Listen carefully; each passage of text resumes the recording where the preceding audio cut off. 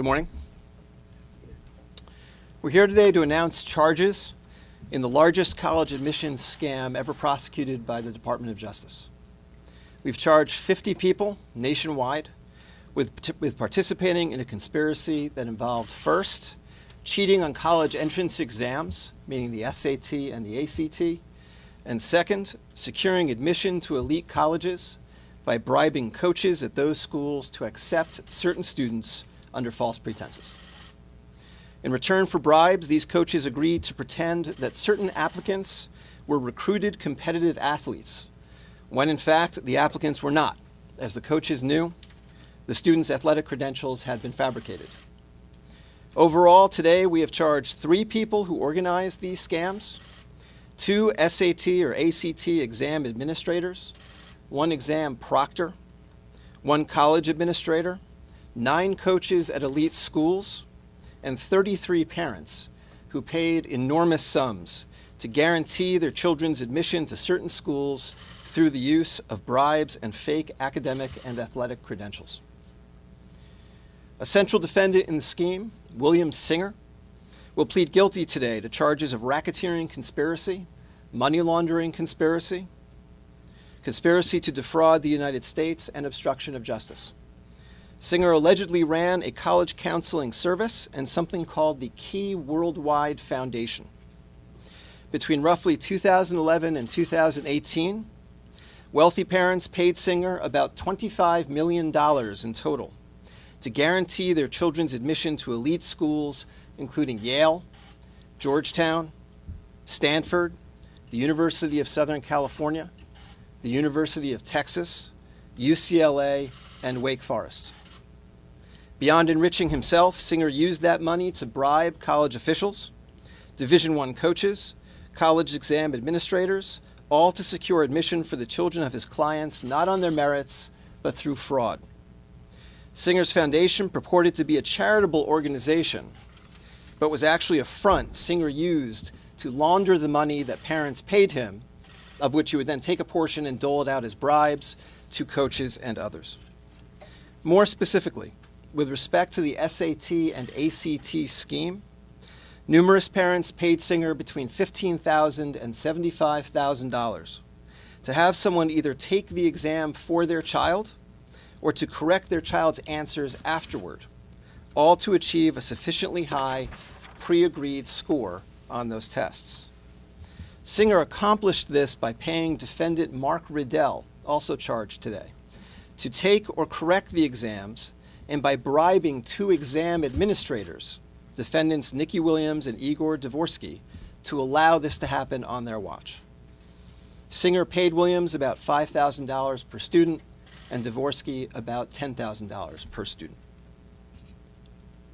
To facilitate the scam, Singer counseled parents to take their children to a therapist and get a letter saying that because of purported learning disabilities or other issues, the child needed additional time to complete the ACT or the SAT. Once the companies that administer those exams had agreed to the extra time, Singer arranged for the child to take the exam individually with one of the proctors he had bribed, or one of the administrators he had bribed, either at a location in Houston or a location in California. Beyond the SAT and ACT scam, parents also paid Singer money that he then used to bribe coaches and administrators to designate their children as recruited athletes for various schools. In return for bribes, coaches would use slots that their schools had allocated to them for the recruitment of athletes, instead to take the applicants Singer had identified. Singer worked with the parents to fabricate impressive athletic profiles for their kids, including fake athletic credentials or honors, or fake participation in elite club teams. In many instances, Singer helped parents take staged photographs of their children engaged in particular sports. Other times, Singer and his associates used stock photos that they pulled off the internet, sometimes photoshopping the face of the child onto the picture of the athlete and submitting it in support of the applications for these children to elite schools.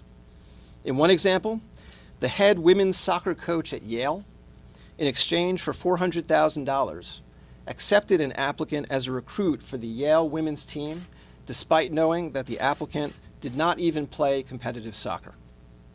The student was in fact admitted, and afterward, the student's family paid Singer $1.2 million for that service. In addition to the standardized test scam and the college admissions scam, Singer also arranged for someone to take online high school classes in place of certain students, so that those students could submit higher grades as part of their overall college application packages. The parents' payments to Singer for these services were made, at least in part, as charitable contributions to the sham charity that Singer had set up. At his direction, employees of the charity sent Singer's clients acknowledgement letters, falsely confirming that no goods or services had been exchanged for the purported donation.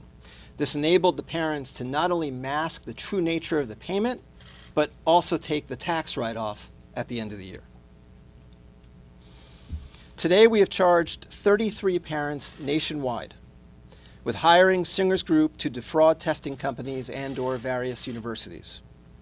These parents are a catalog of wealth and privilege. They include, for example, CEOs of private and public companies, successful securities and real estate investors, 2 well-known actresses, a famous fashion designer, and the co-chairman of a global law firm. Based on the charges unsealed today, all of them knowingly conspired with Singer and others to help their children either cheat on the SAT or ACT and/or buy their children's admission to elite schools through fraud. Singer's clients paid him anywhere between $100,000 and $6.5 million for this service, though the majority paid between $250,000 and $400,000 per student. This case is about the widening corruption of elite college admissions through the steady application of wealth combined with fraud. There can be no separate college admissions system for the wealthy, and I'll add that there will not be a separate criminal justice system either. Every year, hundreds of thousands of hardworking, talented students strive for admission to elite schools. As every parent knows, these students work harder and harder every year in a system that appears to grow more and more competitive every year. And that system is a zero-sum game. For every student admitted through fraud, an honest, genuinely talented student was rejected. The parents charged today, despite already being able to give their children every legitimate advantage in the college admissions game, instead chose to corrupt and illegally manipulate the system for their benefit. We're not talking about donating a building so that a school's more likely to take your son or daughter. We're talking about deception and fraud, fake test scores, fake athletic credentials, fake photographs, bribed college officials. As you can see from the various charging documents unsealed today in this case, the investigation was complex and extremely labor-intensive. 2 defendants will plead guilty this afternoon. As I mentioned before, William Singer will plead guilty at 2:30 today in this courthouse, and John Vandemore, who is the head sailing coach at Stanford University, will also plead guilty today at 3 p.m. I want to thank the 4 prosecutors in my office who were assigned to this investigation for their extraordinary work on this case. The lead prosecutor on this matter, Eric Rosen, is up here with me today. I also want to thank the FBI and the IRS for their usual professionalism and skill in the investigation and takedown of this case. The takedown today involved over 200 federal agents nationwide who arrested 50 people in 6 states and on both coasts. With that, I'll hand things over to Joe Bonavolonta, who is the special agent in charge of the Boston office of the FBI. Thank you. Thank you, Andy. Once again, my name is Joe Bonavolonta, and I'm the special agent in charge of the FBI Boston Division. Operation Varsity Blues culminated early this morning when approximately 300 special agents from the FBI and the IRS criminal investigations set out to arrest 46 individuals across the country for their roles in an international college admissions bribery and money laundering scam. So far, 38 individuals have been safely taken into custody, and 7 are working towards surrender. 1 is being actively pursued. Another 4 are expected to plead guilty here in Boston, 2 later today, and 2 in the coming weeks. We believe all of them, parents, coaches, and facilitators, lied, cheated, and covered up their crimes at the expense of hardworking students and taxpayers everywhere. Our investigation began last May after we uncovered evidence of a large-scale, elaborate fraud while working an unrelated undercover operation. Following 10 months of intense investigative efforts using a variety of sophisticated techniques, the FBI uncovered what we believe is a rigged system, robbing students all over the country of their right at a fair shot to getting into some of the most elite universities in this country, such as Yale, Stanford, and Georgetown. We believe everyone charged here today had a role in fostering a culture of corruption and greed that created an uneven playing field for students trying to get into these schools the right way through hard work, good grades, and community service.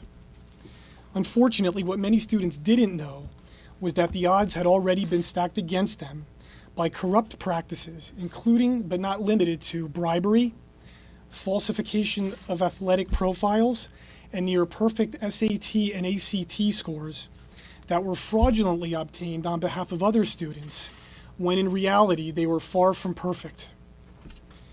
Make no mistake, this is not a case where parents were acting in the best interests of their children. This is a case where they flaunted their wealth, sparing no expense, to cheat the system so they could set their children up for success with the best education money could buy, literally. Some spent anywhere from $200,000 to $6.5 million for guaranteed admission. Their actions were, without a doubt, insidious, selfish, and shameful. And the real victims in this case are the hardworking students who did everything they could to set themselves up for success in the college admissions process, but ended up being shut out because far less qualified students and their families simply bought their way in. What's also cause for concern is how this was even allowed to happen in the first place.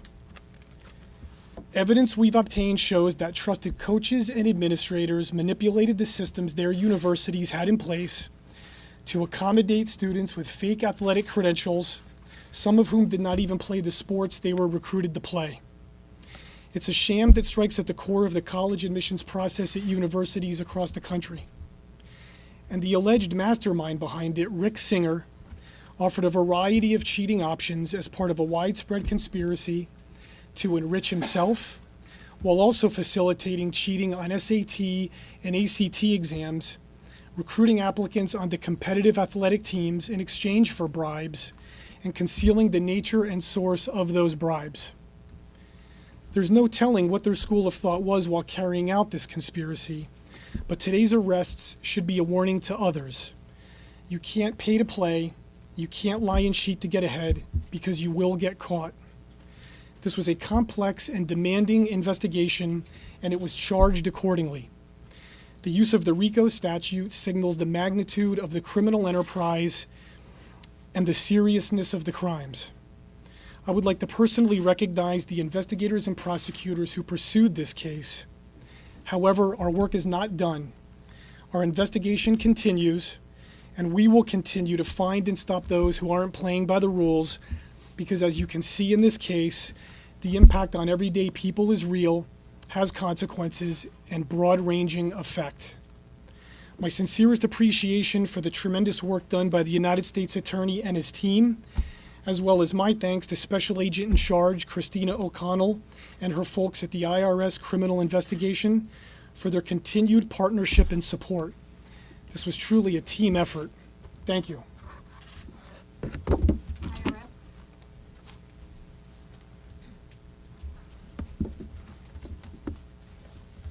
Good morning, and thank you all for being here. I'd like to thank U.S. Attorney Andrew Loughlin and FBI Special Agent in Charge Joseph Bonavolenta for the opportunity to address you here today. Again, my name is Christina O'Connell. I'm the Special Agent in charge of the IRS Criminal Division of the Boston Field Office. This morning, special agents from IRS Criminal Investigation, alongside the FBI, arrested dozens of individuals for their role in a nationwide scheme to exchange bribes for college admissions. At the center of this sweeping financial crime is William Rick Singer. Singer and the others arrested today conspired to not only make and receive bribes, but to also funnel those bribe payments through a bogus charity founded by Singer. Utilizing this charitable business facade, Singer was able to conceal the true source and nature of the bribe payments. Then, to further the false legitimacy, Singer advised parents making the bribes that they could deduct the illicit payments as charitable donations on their own individual income tax returns.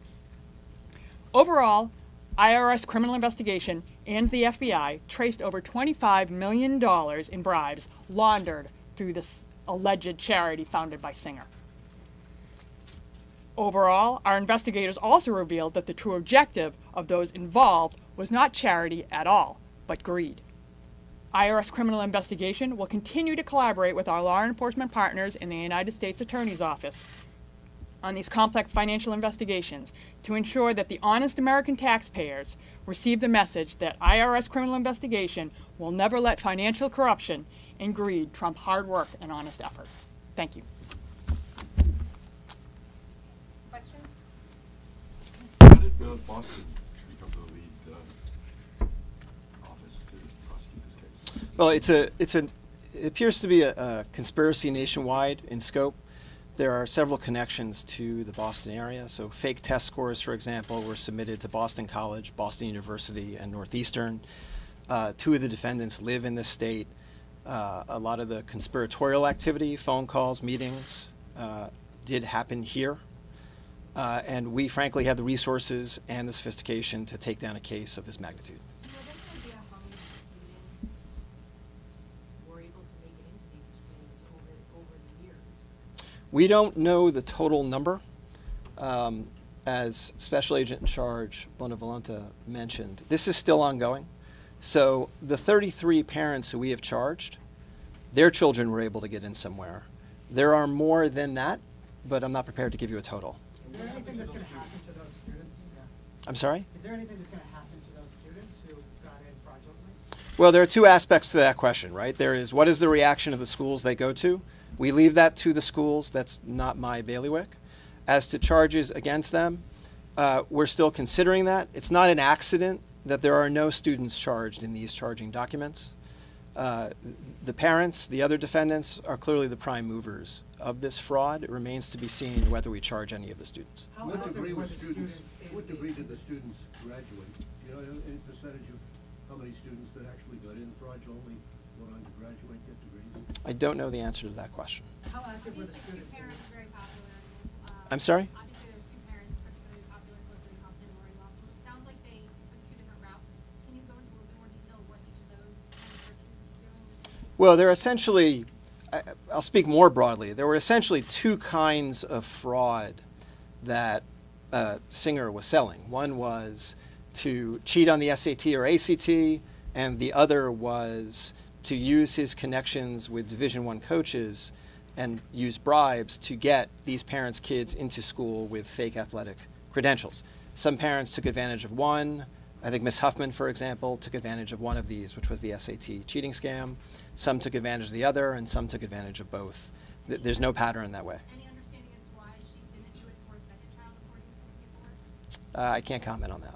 Can you explain a little bit more about how you guys uncovered this case? I think what I can say is that our first lead in this case came during interviews with a target of an entirely separate investigation who gave us a tip that this activity might be going on. Beyond money, how did Rick Singer get his influence? How did he build up all these connections? Well, I think he began in this college counseling business years and years ago and built up his connections over time. I think beyond that, I can't really comment. As you can tell from the charging documents, the recruitment part of the scam depended on the personal relationships he had established with Division I coaches at a variety of elite schools. It says in here that the students are minimally involved in the exam cheating. for a lot of these things, in terms of like getting the definition of learning disabled, how involved were the students? How much do they know what was going on? That varied tremendously. And so, for example, when you look at the complaint affidavit, which I realize is quite long, you will see instances where it's important to parents that their child not know that this had occurred. And in that kind of instance, the student would actually go and take the exam, and someone working for Singer would come in afterward, correct enough of the answers, submit the exam. In some instances, however, the child did know. And in fact, there's an instance in the complaint affidavit where a particular defendant and his daughter are on a conference call with Singer to discuss the scam. So there was a pretty wide range of how parents tried to play this, and Singer, I think, attempted to accommodate whatever the parents wanted to do. Is the coaches who are taking these bribes, was it for personal gain, or was it sometimes going towards the athletic programs at the school? It was both. So there is one coach who did not take any of the money for himself. The other coaches all took some money for themselves. Some took all of it for themselves, but most, it appears, gave some portion to the school's program and took some for their own use. Was this case tied to you mentioned another case that gave you a lead. Was this the Jerome Allen case with Celtics? No, it was not. You said the BC Northeastern BU were somehow victims of this admissions fraud. Can you elaborate on that? Well, they all received test scores that were artificially inflated through the cheating scandal.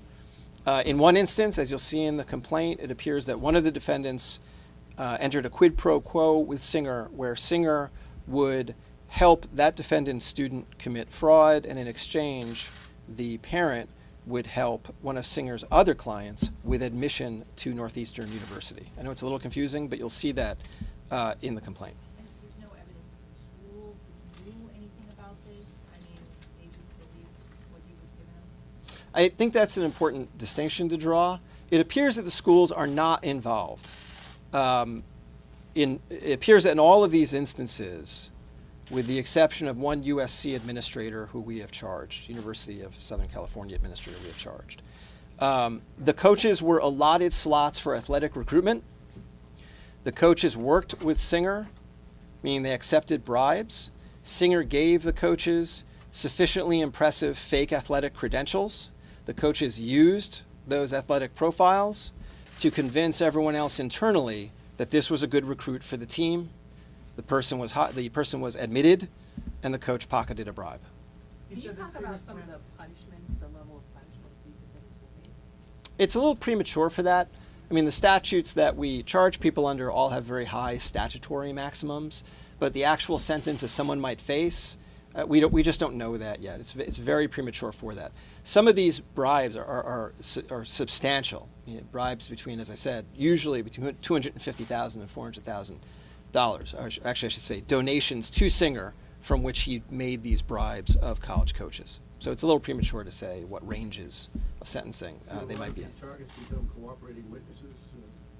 Well, I mean, I think as you guys know, and as you can see in the complaint affidavit, we do occasionally flip targets and they wind up cooperating, but I can't comment on whether any of these people will. I will say that the investigation remains active. These are not the only parents involved. We suspect these probably aren't the only coaches involved. And so we will be moving ahead to look for additional targets. You said Did Singer Singer ever work suspected. for any one of these colleges before? I'm sorry? Did Singer ever work for one of these major universities before? Meaning, was he an employee of any of these universities? Like as an administrator, did he ever get a start? Did he get a start that way, where he sort of got involved in this world like that? Sitting here now, I do not know the answer to that. I'm sorry. Any criminal history for him? I'm not going to comment on that. And you said that he's planning on pleading guilty today. What has been the conversation? What's led up to that? Obviously, you didn't just hear about these charges this morning. Can you shed any light on that? I can't shed a lot of light on that because most of that is confidential. I can state the obvious, which is that we identified Singer some time ago, and he has decided under a plea agreement to plead guilty to racketeering, among other charges. You knew that already, but that's really all I can tell you. About the sentencing tied to that plea agreement? Offhand, I don't remember what the provisions of the plea agreement will say about sentencing, but the plea agreement should ultimately be a public document, and you will be able to see that yourself. It will be docketed. that it appears that the schools are not involved, with the exception of that one administrator, are the schools under investigation versus the individuals there? Are they currently part of your ongoing investigation? Right now, the schools themselves are not targets of this investigation. As you can see from the charges we brought, the investigation was very broad. We've charged a lot of people throughout the investigation and our investigation of each of these targets. We have not seen the schools as co-conspirators with this activity. Thank you. How long has this investigation been underway since that first lead you got? I think it's been under investigation a little over a year. What would Am I happen- right about that? Yep. A little over a year. What would happen when the students who purportedly played these sports get to this? These are big programs, Division I programs, and they don't play the sport. It varied. Some simply never showed up for the athletics. Some pretended an injury. And I think some played briefly and then quit. One of the defendants is from the case. Can you tell us more about that? Beyond what's in the complaint affidavit, I cannot tell you more about that. And are any students still currently enrolled, children of these parents that you've charged? Or are we talking about past? No, as you'll see from the charging documents, most of this activity is fairly current. So I assume, I can't tell you directly, that the vast majority of the students admitted under false pretenses are in these schools and are enrolled and are active students. All right. Did any of these non-athletes get athletic scholarships in addition? I don't know the answer to that. I can tell you that based on what I've seen in the charging documents, I don't think that's the case. I think they got admission, but I don't think they got separate athletic scholarships. What Singer was good at doing was calibrating the fake credentials to appear realistic and not so impressive as to invite suspicion or additional scrutiny. Did he have any legitimate clients, or was it just entirely a scheme? I don't know the answer to that. One more question. One of the defendants is still being actively pursued. Can you go into any detail on that? One defendant is in Hawaii, and so it's a time difference. Question, there are rules governing at what times of day federal agents can make arrests, so you can't show up at 2 o'clock in the morning and arrest somebody. And so that's what accounts for that. On Riddle, when he would take the exams, because I know sometimes he would change the answers, but is it like he was especially equipped to answer those questions correctly, or was he cheating and filling in the answers for all the exams? He was just a really smart guy. So if I understand your question correctly, he did not have inside information about the correct answers. He was just smart enough to get a near perfect score on demand or to calibrate the score. So Singer would discuss with his clients what kind of score they're looking for.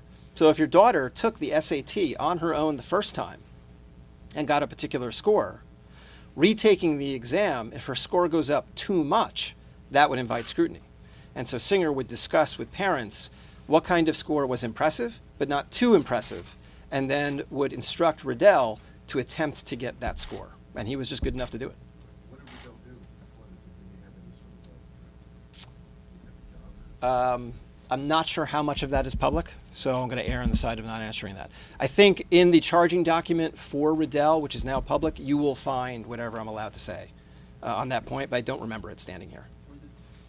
How do they actually change the SAT and ACT scores? Like, what do they actually do? Well, Riddell would either take the exam in place of the student or would correct answers after the student handed in the card with his or her answers on it. And that would be submitted to the SAT, to the College Board or ETS for the SAT, or to ACT Incorporated for the ACT, and it would just be scored under that person's name. Did the College Board ever have any inclination, I mean, was there anything that they thought there might be cheating going on? Did any of the prompting of this investigation come from them? I can't comment on that. There were two pretty prominent actresses that you mentioned. Is it safe to say they were among those who were arrested without incident today? Yes. Okay. Thank you, guys. Thank you. Thank you. With two athletics.